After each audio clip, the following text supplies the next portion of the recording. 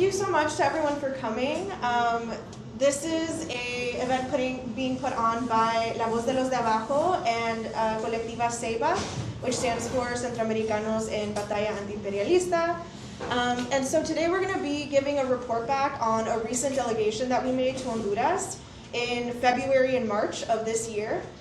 The purpose of the delegation, well, Evelyn's going to go a little bit more into that.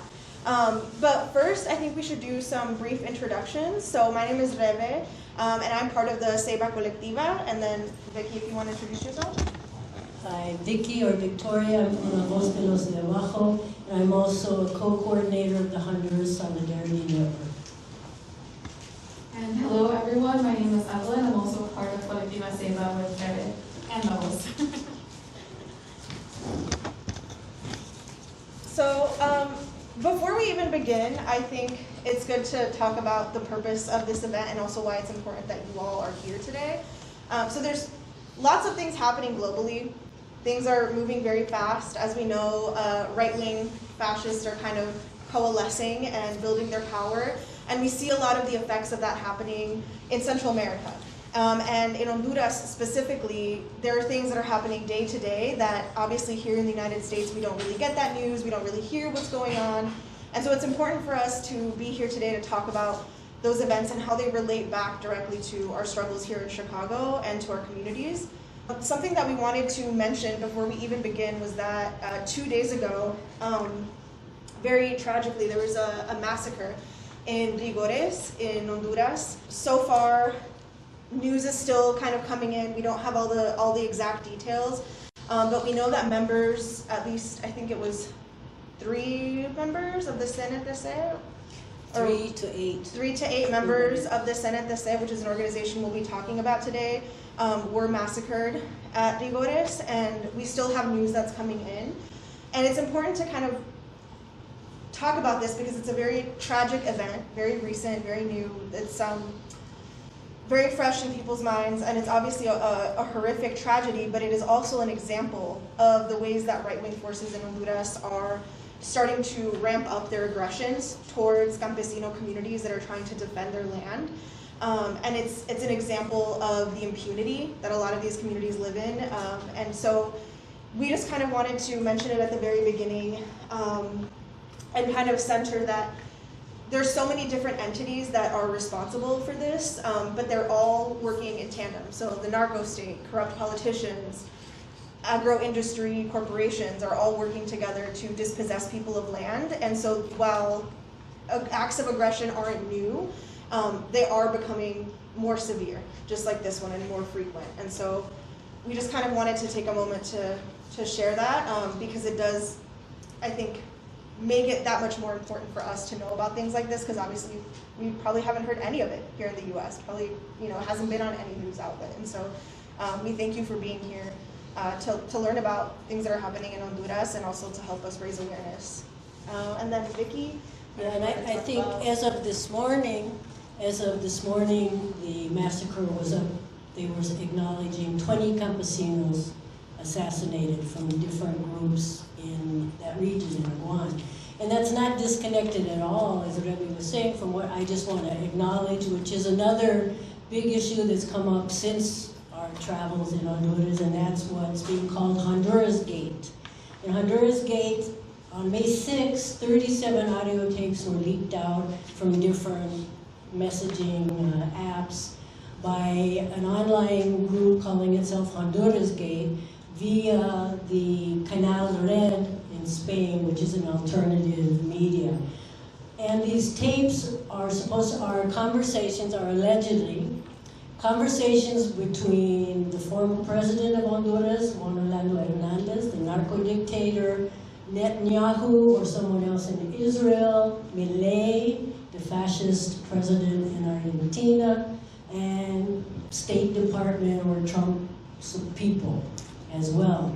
And what they revealed was a very complex plan to return, first of all, to return Honduras to the right wing through the elections of last November, to interfere with it and make sure that the elections returned the most far-right candidate possible, which is what happened. And that involved also the pardoning of Juan Orlando Hernandez, who had been held in jail in the United States. Beyond that, it revealed an even deeper and bigger conspiracy involving Juan Orlando Hernandez, Milei, the Israeli government, and the US government to operate a campaign, hybrid warfare, including social media, etc., against any left-leaning governments still in Latin America. And they specifically talked about Colombia and Mexico, but also, of course, Cuba, Venezuela. So there's been a lot of pushing back and forth about are the tapes real, a lot of different vetting processes. But I think what's most important for us is that no one has said that the information or the plots revealed are false. The right wing has said, no, that's not my voice, blah, blah, blah. But nobody has said, no, we wouldn't do that, no. And that's because, in fact, these tapes are actually a description of things that have already happened and a playbook or a script for the things that are in process right now. So you may, as this goes on, you may hear more about Honduras Gate, and that's what it's basically about. So thanks, Rebe and Nikki, for sharing and kind of grounding us in the current context of things that are happening in Honduras, right? As Rebe said, it's important for us to stay informed and kind of have our ear to the ground for things that are going on. So I'm going to move on to talking about the context, right, of this trip, of this report back that we're having here today. So the reason why we visited Honduras is because it was the 10-year anniversary of her siembra, of her assassination of Betla Cáceres, which we have our shirts here today from that event. And we also met with various organizations, campesino organizations, OFREN, various other organizations here today, different social movements in Honduras as well. And those are kind of the descriptions that we want to share with y'all today and the information we want to share with y'all. So yeah, we can get started. I'll pass it back to Vicky. So I was on several delegations. And so for the first 10 days in February, I joined a delegation organized by the Honduran Campesino Organization, the National Center or National Union of Rural Workers, CNTC, and the organization Via Campesina. La Via Campesina was founded in 1993. It's an international organization of rural workers and producers. It now has 180 local and national organizations in more than 81 countries, and its slogan is globalize the struggle, globalize hope. So that's the Via Campesina. The CNTC is a national peasants union that was founded in 1985 in Honduras out of some of the most combative or militant peasant organizations. And currently it has a national office in Tegucigalpa, the capital, and it has 12 regional offices and organizations that cover affiliated communities in 14 of the 18 provinces of Honduras. So we spent 8 days in the regional office and regional communities of La Paz, Honduras, of the CNTC. La Paz is in the heart of the Lenca territories. It's mountainous, temperate. The campesinos raise chickens, grow food, such as beans, vegetables, corn, some bananas, but the cash crop is coffee. It's a coffee-producing area.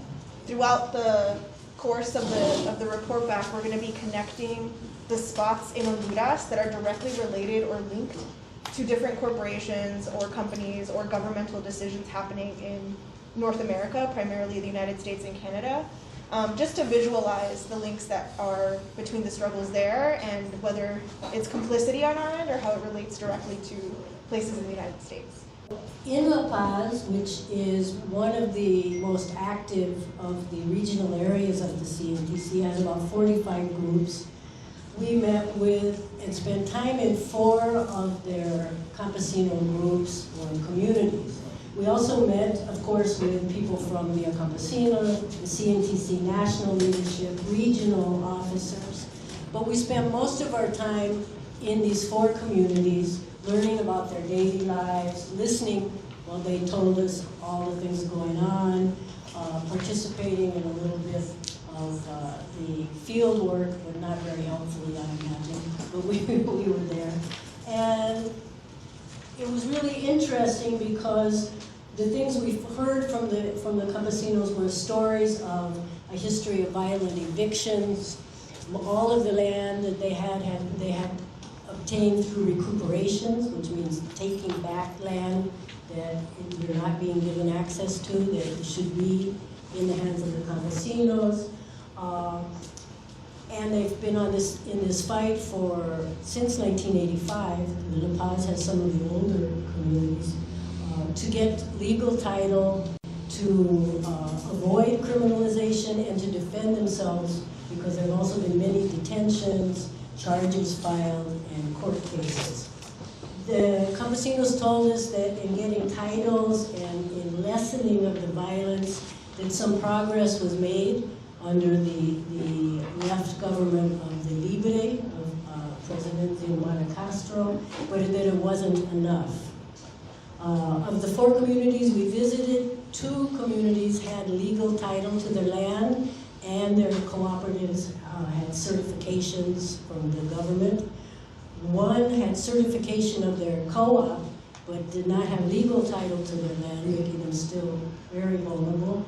And 1 of the communities, after 20 years of working the land, had neither legal title nor any certifications.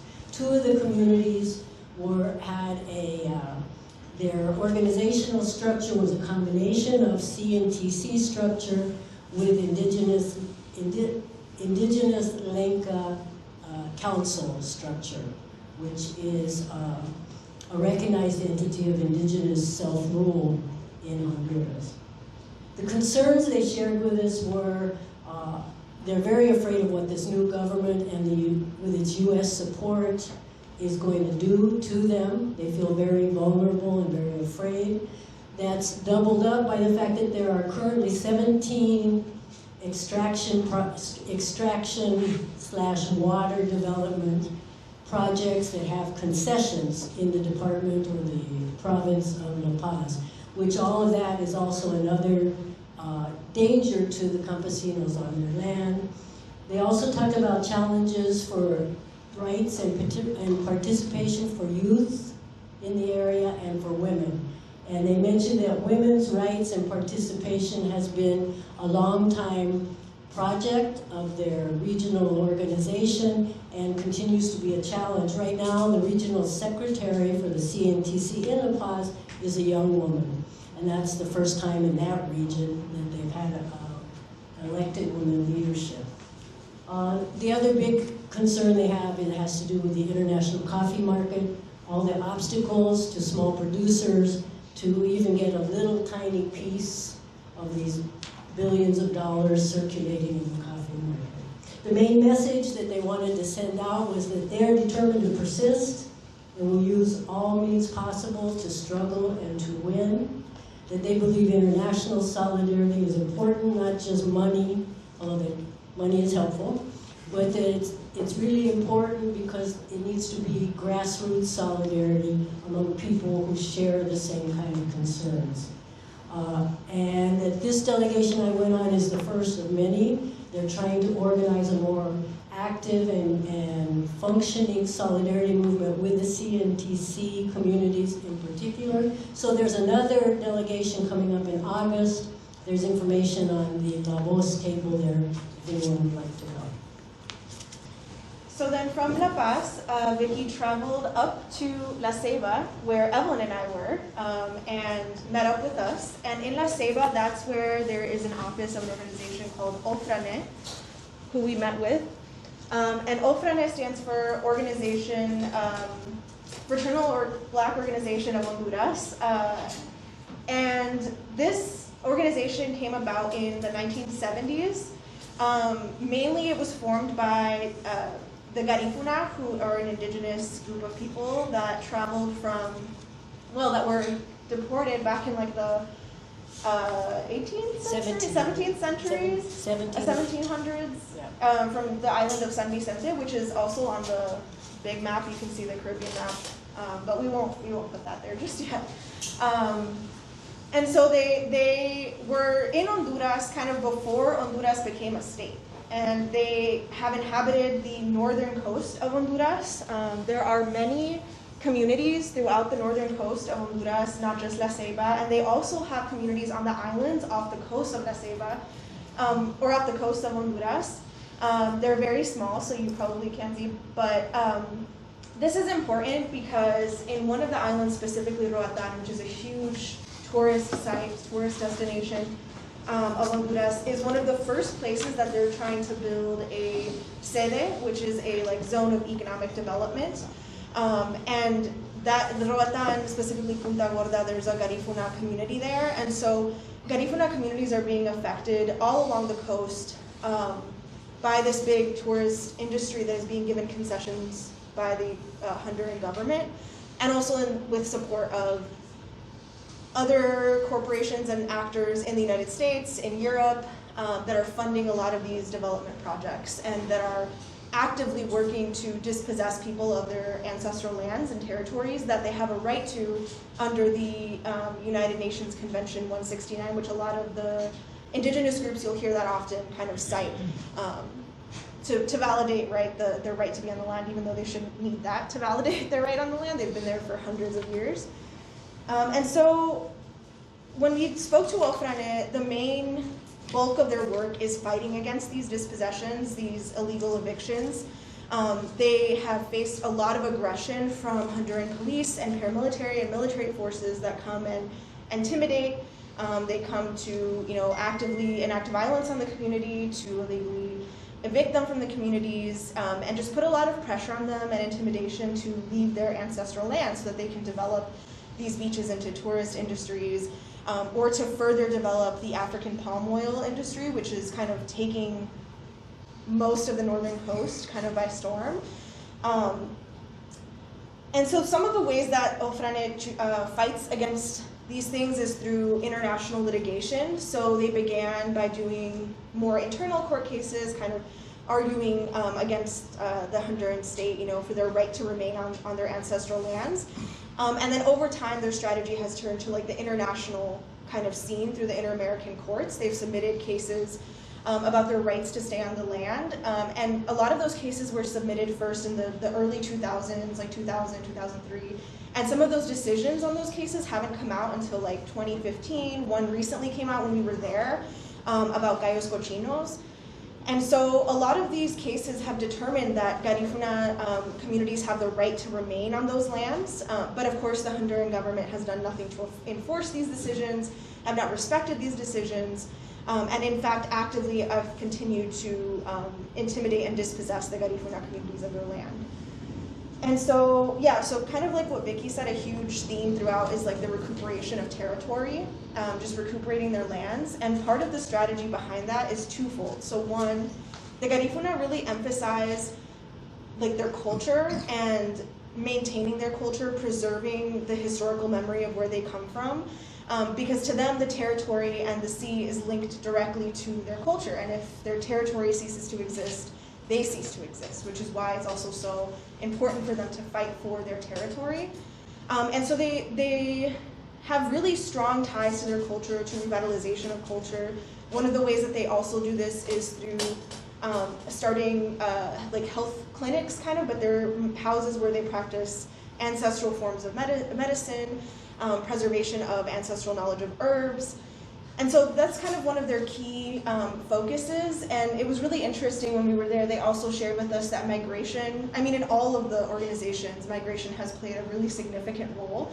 But Ofrane was also talking about how they've lost a lot of young people to migration. When conditions are so bad in Honduras, where people are forced to migrate and cannot economically survive, they leave their communities coming to the United States, and that also, they undergo a lot of assimilation, a lot of propaganda, and so sometimes, they'll go back and forget their culture, forget their language, and so that's why it's also so important for the Garifuna communities to preserve their culture and their heritage.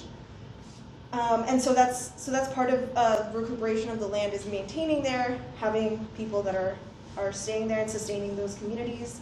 And so some of the main lessons that we kind of learned from the conversations that we had with Ofrane was that their work is inextricably linked to cultural revitalization, and that something that's really important to understand is also how like green imperialism tries to frame all of these developments as good things. You know, they're going to be good things for the community, or we're trying to preserve, you know, like the fish. We don't want to overfish the sea, you know, even though fishing is one of the primary ways that the Garifuna people sustain their communities.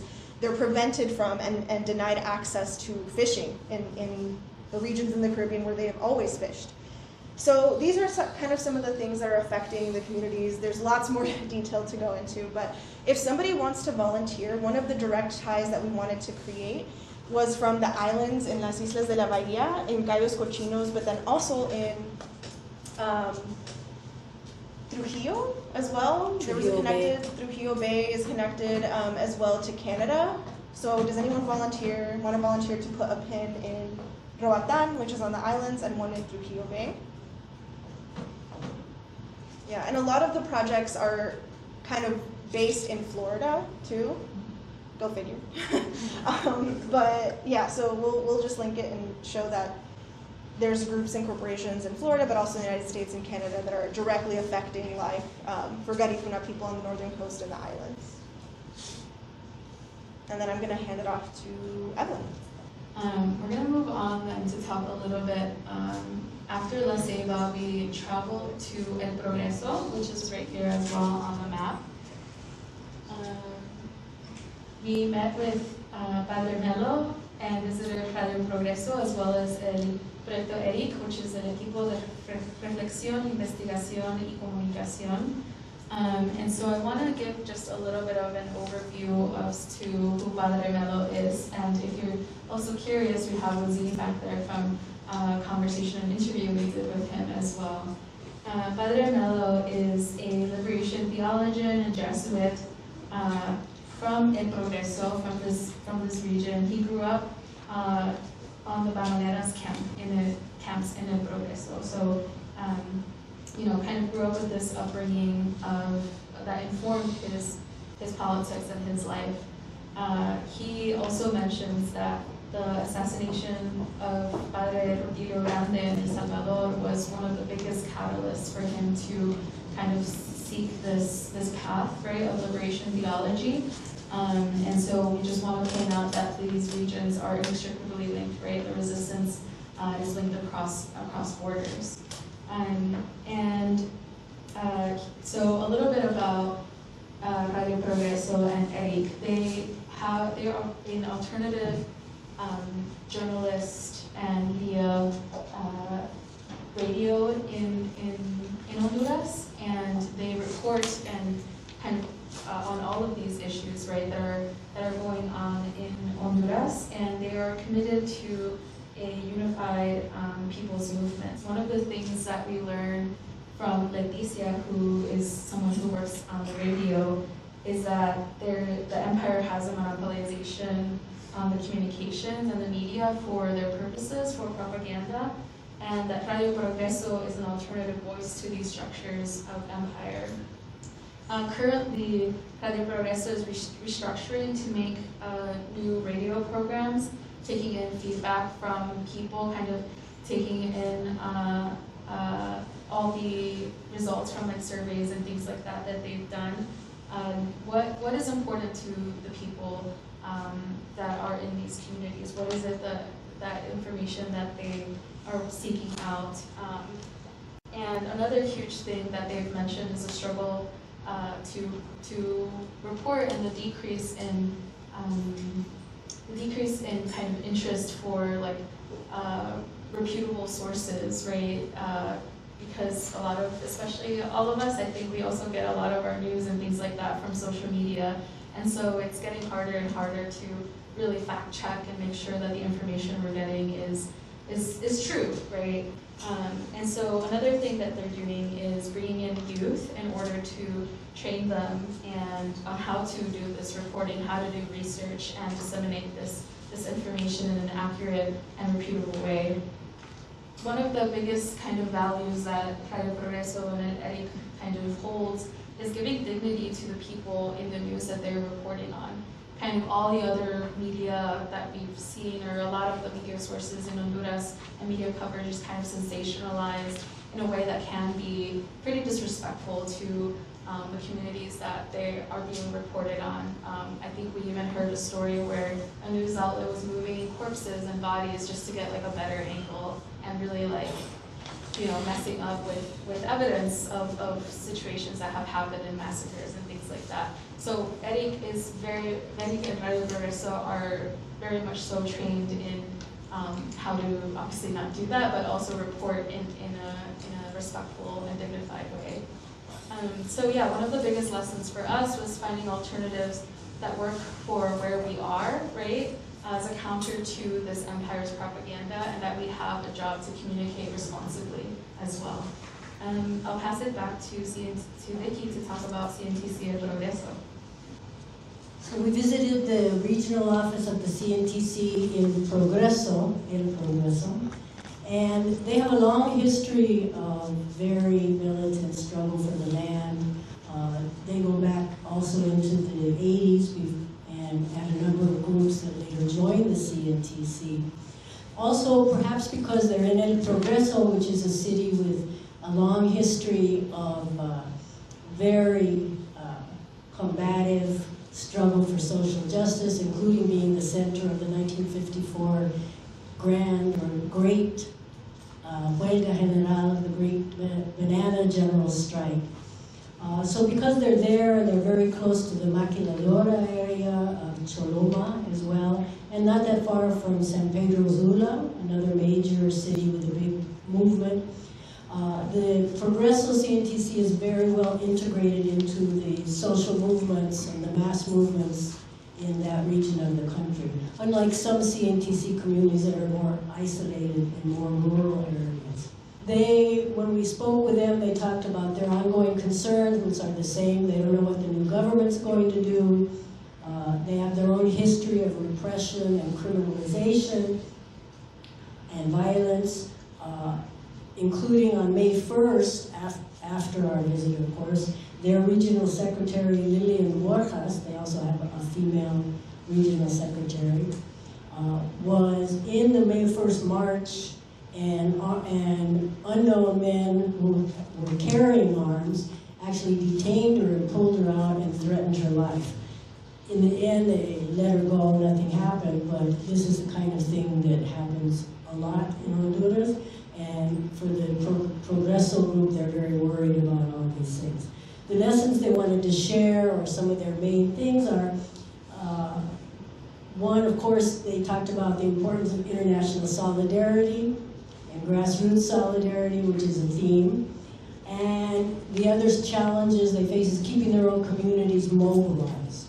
There was so many years of so much struggle and so much repression and ups and downs that it's hard to keep the communities mobilized and hopeful.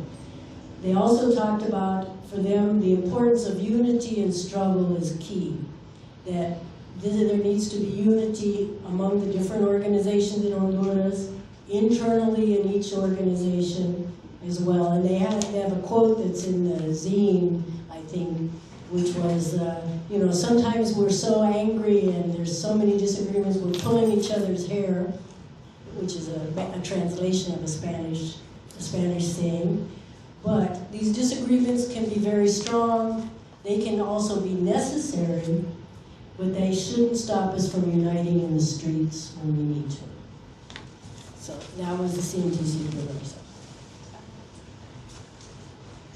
So yeah, next up, we traveled from El Progreso down to Cihuatepeque. So yes, so we went to Cihuatepeque, and there we visited Red Comal.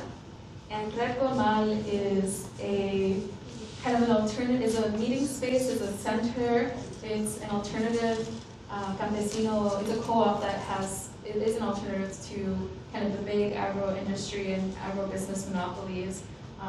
And it allows the campesinos to kind of, you know, sell their products at a fair price. So we were there at Red Comal, and there was a big meeting, speaking of unity in the streets, right? A lot of the organizations were present, a lot of these organizations and more that we're talking about in this presentation were present at this big reunión de movimientos sociales, so a big meeting of all the social movements in Honduras. Some of the groups that were present there are CNTC del Progreso, Plataforma Agraria, COPA, Recomal, COPIN, ARCA, Mujeres del Progreso, etc. So all of these meetings, all of these organizations came about, and the reasoning for having this meeting was because of the need to have a united front against U.S. empire and as a direct response to the U.S. interference in the November presidential elections. If anyone has followed the news, you might have seen that President Trump tweeted something like, if Nesbias Fura doesn't become president, we're gonna, I don't know, do some horrible shit to Honduras or something. So, so then, Nesbias Fura did become president. So that is a kind of a direct intervention. And so the organizations, social movements decided to have this meeting. And this is not the first time, however, that a coalition has formed to combat the effects of U.S. imperialism and the right-wing capitalist class in Honduras. This has been going on again for decades, regardless of whether there is a Democrat in office or a Republican. They are united in their capitalist interests, right, to extract and exploit and repress communities. So a little bit of a summary of the conversations we had at this meeting. There was a huge emphasis around gender and gender rights, and the social movement organizations have kind of identified the disparities related to gender rights. As Vicky was mentioned, there has been some progress where there are women in positions of leadership, but of course they recognize the need for pushing more in that front, right? In addition to sexual orientation, etc., so many other needed things. So again, the need to organize themselves and the importance of self-reliance was another huge topic. So again, it's because we were especially meeting in this center of Recomal, as I mentioned, is a co-op for campesinos to kind of come and to kind of be self-reliant as well, to not depend on the government or any other entities that can then change like what your agenda is, what your points, what your goals are as well as a movement. So that was a huge point in the conversation. And lastly, another point was the importance of the coordinated communications internationally. So making sure that whatever information is being communicated is kind of coming in a unified way, in a clear way, both internally and externally on their parts as well. And the importance of digital security to them as well was another big thing, especially as we're seeing these fascist movements and AI, all these things kind of gaining more and more access to all of our data. So those were some of the big topics that were talked about during this meeting. Another organization that was there that we also interviewed was Plataforma Agraria. And this is an organization that is regional to the Abajo. And this is where the massacre that we mentioned at the beginning happened recently, just a few days ago. It is a region that is full of strife and struggle and repression because there are the African palm oil industry and big agro industries are there, as well as the narcos. So the defense of the territory in the Abajo in this region is of huge importance for Plataforma Agraria. And they're only one of the organizations that has been responding to the massacre at Rigores. They also hold this bigger view. They know that these things are not happening in isolation. They hold that this is just part of a bigger problem, right, within Honduras, but within the entirety of the global South as well. So I'll pass it to Rebe to speak on COPIN. Yeah, so from Cihuatepeque, we made our way to La Esperanza in Tibuca. This was kind of the main purpose of our whole delegation, was going for the 10-year commemoration of Berta Cáceres' death. She was an indigenous Lenca leader who helped found the organization COPIN. And she was assassinated because of her work with with defense of land and water resources against hydroelectric projects that were funded by a lot of European banks and just transnational organizations involved in these projects. COPIN is one of the more internationally known or popular kind of organizations, and so they had a lot of international groups and people coming to Berta's commemoration. And I think that goes to show just the emphasis that Berta's legacy leaves us with, because she was at her very core very internationalist, believed in international solidarity, believed that it was a very important thing for all movements to be united globally. And then she also was a very strong feminist, and this was very visible throughout the commemoration. Something that she truly believed in and spoke a lot about was women's leaderships in the movements and the necessity of it. And so currently the work that COPIN is doing, from the commemoration in Esperanza, we actually traveled with COPIN towards Tegucigalpa, the capital, where they had actions at I think it was like the Ministerio Público. They had them at their like version of like the Supreme Court kind of, and I think they had a couple of other locations where they mobilized members of El COPIN to go to all these different places to protest and ask for or demand justice for Berta's death, because while the people that murdered Berta were kind of like convicted, the intellectual authors that were a part of these big transnational corporations were not indicted, were not held responsible. They're still kind of out and about, and those are the Familia de la Sabla, who have direct ties to one of the biggest banks in Honduras called Ficosa. And so that's what we were doing in Tegucigalpa, was kind of demanding that, you know, justice is still needed. Justice has not been done for Berta's death. Even 10 years after, we are still seeking justice. And so that was kind of the active, that's some of the active work that they're still doing, is seeking, you know, justice for Berta Cáceres. And they're also helping to support different communities in La Esperanza, you know, in the same kind of land defense, water defense against illegal evictions and desalojos, so like dispossession of land. And so trying to maintain a strong hold of their territories in those regions is really important to them. And then also when we were in Tegucigalpa, going back to the whole idea of like international solidarity, they had a big meeting with a lot of different international groups that then shared with each other kind of updates and perspectives on how we have to respond to the moment of right-wing forces globally kind of coalescing against a lot of the global south. And so this meeting was really interesting and kind of powerful to see so many different groups from all around the world kind of talking about ideas, thinking about some of the implications of recent elections, and you know what we're going to do about it together. How are we going to help each other out and be a united front against what's currently happening?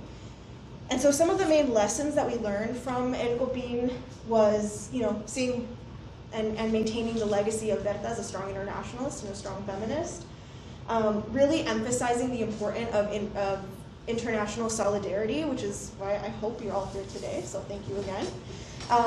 And another big lesson was the inclusion of youth and kids. You know, we've heard a lot about how the youth is a really important thing for most of these organizations, but something that we found very special about COPIN is that, like other organizations as well, but they really emphasize and put kids and involve children and youth in the community into all of their organizing. It's not like an afterthought. It's not, oh, we need childcare. No, it's what activities, what things are we going to do to educate children, to bring them into the movement, to include them in the work that we're doing. And I think that's a really important lesson for us, because we don't do that much here. It's a little bit difficult, right? And there's different implications, but I think it's a really important lesson to learn from COPIN, is how they involve the youth and how they include the youth in their movements. And I think just the significant participation of women and leadership in COPIN was also a really big lesson. They really take that seriously and they work on it, because it's not something that will be, you know, gender equality isn't going to be solved in a day, and they take it very seriously to address issues of gender equality in their leadership. And so yeah, so that was a little bit about El COPIN. These are just some pictures of the actions and the mobilization to the capital, which was very organized, by the way. They like put everyone on buses and brought us all the Tegucigalpa. Had snacks, water, very prepared. Lots of lessons to learn from COPIN. And this is like, they're traveling far. If you look on the map, traveling a pretty significant distance to Francisco Morazan. 3.5 hours, I think, each way. Yeah. They left at 5 in the morning. And then now I'm going to pass it off to Vicky to talk about CNTC Tegucigalpa. Thanks. So the one of the last meetings that we held was in the national office of the CNTC in Tegucigalpa with members of the national directorate, Junta Directiva of the CNTC. So I'm going to fill in a little bit, and then Ruben, right, is going to talk more about the meeting. So I thought it would be good to talk a little more about the history of the CNTC and who they are, because they're quite unique in a lot of ways. As I mentioned, they were founded in January of 1985 at a founding conference with 1,000 delegates representing campesino organizations all over the country. And in the end, 5 of the most, what we would say, militant, most active, most left-wing campesino groups were able to negotiate, and we were told it took a lot of negotiation and discussion, were able to negotiate principles of unity and a structure and to form the CNTC. From the very beginning, they were under surveillance, there was repression, there were, the La Prensa newspaper published an article saying, first communist peasant union founded in Honduras, which was not a good thing, according to La Prensa. They were accused of having links. This is during, of course, the insurrection in El Salvador, in Nicaragua, the Sandinista uprising, the whole period of resistance and repression. So they were accused publicly of having links to both the Salvadoran guerrilla forces and to the Honduran guerrilla movement. And for that they were followed. There were a lot of repression and there were numerous assassinations. At the same time, they became famous for their level of organization and the strength of their educational program inside their organization, where they developed a whole curriculum that was then praised in Europe, even in Honduras, all around the world, a curriculum for both basic education for the campesinos and political education for the campesinos. Formación in Spanish, it's a great word. So the repression continued, so that's from 1985 till probably around the end of 2024, there were more than 200 CNTC leaders and members who were known to be assassinated, and there were many more who disappeared and assumed to have been assassinated. Since then, their numbers are smaller than when they first began. Due to, they talked about this and talked about climate change, extractive projects, reduce the actual land that's available to the campesino communities, and poverty, lack of opportunity, and repression, and obstacles to legal possession of the land also are discouraging and force many people to leave the countryside altogether. So they have both internal migration and external migration out of the country that comes mostly from the countryside. Right now, the CNTC has 448 families, which I don't know how many individual people that might be, but quite a few, organized in campesino groups, and they have coverage, they have a presence in 78% of the national territory. Yeah, thank you for the context. So when we went to CNTC Tegucigalpa, we kind of sat down with some of the members and leadership that we see in this picture. And this conversation was very, very long. I think it was almost 4 hours long conversation. But I think that kind of goes to show the long history and also the very clear political analysis of their current moment and just how much of like their strategy and their methodology they were willing to share with us in order for us to bring it back here and share it with everyone and also implement it in our own work. And so kind of a very brief summary of this 4-hour meeting, which if you want in more detail, the zines are in the back. The zines in the back are all about the recent trip that we took and are very detailed about the groups that we met with if you want more information. But essentially their main focus was on preparing for what's to come, especially from the US-backed right-wing forces in Honduras with the election of Nasri Asfura, who we know is US-backed right-wing figure, pretty much just like a US puppet. But also they framed it within the knowledge that the way that the United States and imperialism is kind of ramping up their work globally is a sign that they're flailing. It's a sign that they're trying to grasp onto the last bits of power that they have. And so all these attacks that we're seeing in Bolivia, in Iran, here in Honduras, and in El Salvador, are symbols of that they're really just kind of flailing to keep their imperial power. And so while it is really scary and while we have to prepare, it's also in some ways kind of a good sign, because it's a moment of a catalyst where we're going to have to mobilize even harder to combat the things that are to come, but it also signifies kind of a weakening of imperial power. That was their analysis, which is very sharp and very poignant, I think. And so their main kind of work right now is very similar to a lot of the organizations that we spoke about, fighting against dispossession of land, defense of territory, protecting the defenders that are obviously being intimidated and under attack. And some of the lessons that we learned were that we have to organize ourselves here. So for every organization that we met with, we would ask them, if you had a message or something to say back to people that are in the United States or diaspora, what would you say? And CENTEC was very clear about the need for us to organize here, to organize our communities here, and to raise awareness, spread awareness about the things that are happening in places like Honduras that inevitably are tied to either things that we do here that we're complicit in, or that our communities also face here in the United States, right? Like that internal repression that is also connected to forced migration from the loss of land and territory in Honduras.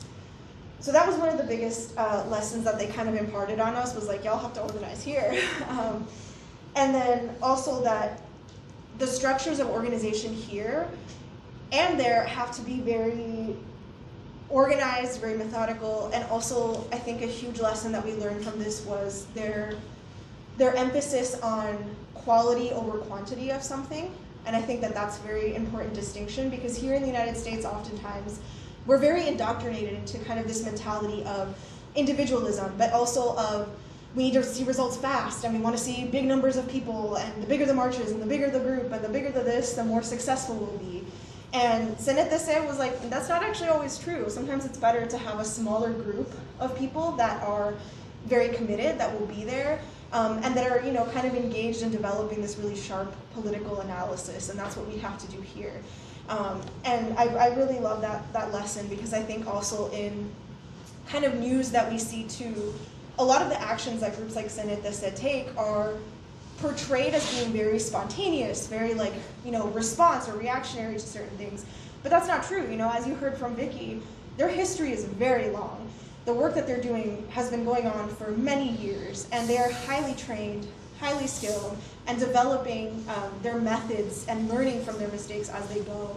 And so that's a huge lesson for us to take from that, is that we're not going to win this battle through just singular little spontaneous actions everywhere. We have to get organized, and that requires and takes a lot of time, effort, commitment, and sacrifice, which the CENTEC is no stranger to. I think that's kind of it for the groups we met with. I think just to summarize the lessons for diaspora, we kind of took a little bit from all the groups that we met with. A lot of it I've already said, so I won't repeat it, but things just like having to organize here, understanding conditions in countries like Honduras can help us understand and frame our conditions here and how they're connected.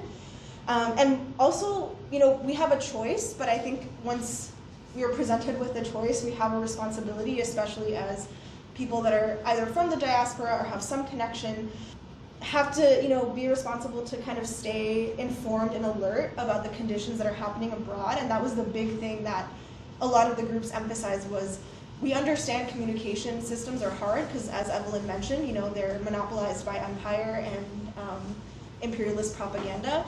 But it's kind of up to us to break through that noise a little bit and either form our own networks of communications or build off of the ones that are existing in countries like Honduras through things like, Radio Progreso, Copin also has a radio station, CNTC has their communications, Ofrane has their communications. So they're out there, we just kind of have to dig a little bit.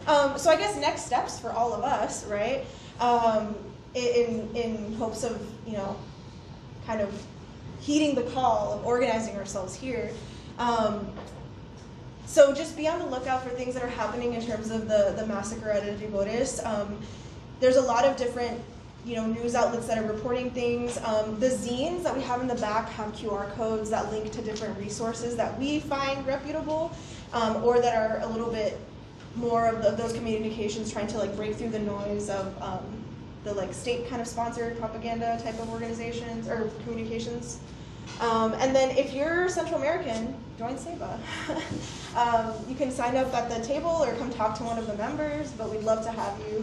And we're starting orientation soon, so please talk to us. And then also, as Vicky mentioned, there's flyers on the Levos table about the upcoming delegation in August. And then the other one is we are having an action at the consulate on June 29th at 1 p.m. For the 17th anniversary of the coup that happened in Honduras. If for those of y'all that may or may not know, there was a US-backed coup that happened that wasn't necessarily the start, but was kind of a catalyst for a lot of really horrible things, and right-wing forces taking power in Honduras. And so we are bringing attention to that and trying to, spread awareness about what happened during that coup. So if you want to join us then, that would be great. Yeah. So, and everyone I'm sure knows that the threats against Cuba have escalated tremendously in the last week, from the Trump administration and Marco Rubio in particular. There's also an emergency plan in place in the event that the U.S. should take military action against Cuba. And there's these flyers, I think were on everyone's chair, but basically it's if a U.S. attack occurs before 3 p.m., there'll be a rally the same day at 5 p.m. If it's after 3 p.m., it will be the next day at 5 p.m. at Federal Plaza. But I think anything we can do before military action happens to try and stop it or make it difficult is our responsibility to do that. And you might have also seen that there's a new investigation from the federal government of Cuba Solidarity organizations that's looking quite nasty. I refer you to Fox News, and I think it was mentioned in the New York Times.